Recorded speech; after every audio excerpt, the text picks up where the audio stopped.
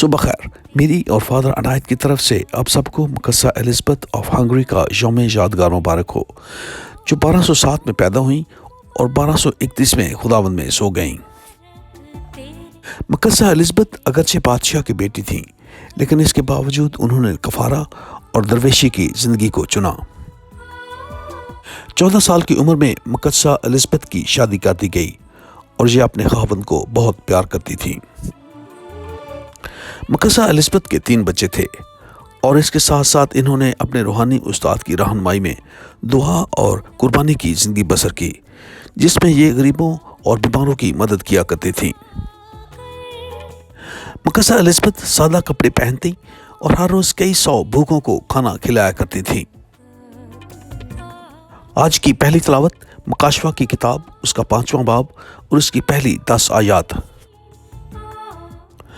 اور تم اس لائق ہو کہ اس کتاب کی مہر کو توڑو، کیونکہ تم نے قربانی دی اور اپنا خون بہا کر لوگوں کو خدا کے قریب لائے۔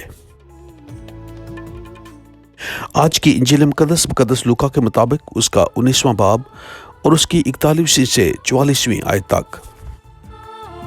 اور جب یسوع یروشلم پہنچا تو اسے دیکھ کر رویا اور کہا کہ کاش تو اسی دن میں سلامتی کی باتیں جانتا۔ کہتے ہیں کہ مقدسہ الزبتھ کے خاوند شادی کے 6 سال کے بعد صلیبی جنگوں میں وفات پا گئے تھے اور مقدسہ الزبتھ کو اس کا بہت رنج تھا۔ مقدسہ الزبتھ کے سسرال سمجھتے تھے کہ مقدسہ الزبتھ ان کی دولت کو ضائع کر رہی ہیں، اس لیے وہ ان سے نہایت بدسلوکی کرتے اور آخر انہیں محل سے باہر نکال پھینکا۔ جب مقدسہ الزبتھ کے خاوند کے دوست اور اتحادی صلیبی جنگوں سے واپس لوٹے تو انہوں نے مقدسہ الزبتھ کا مقام انہیں واپس دلوایا، اور ان کے ساتھ ان کا بیٹا بھی شامل تھا جو حقیقی طور پر تخت کا وارث تھا۔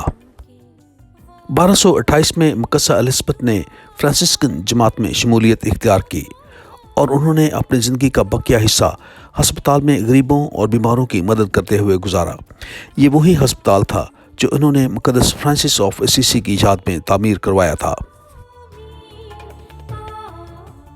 اب مقدسہ الزبتھ بیمار رہنے لگیں اور آخر 1231 میں خداوند میں سو گئیں اور 1235 میں انہیں مقدسہ قرار دیا گیا۔ مقدسہ الزبتھ کو ان کی غریبوں اور بیماروں سے محبت کی وجہ سے کیتھولک چیریٹیز کی مربیہ کہا جاتا ہے۔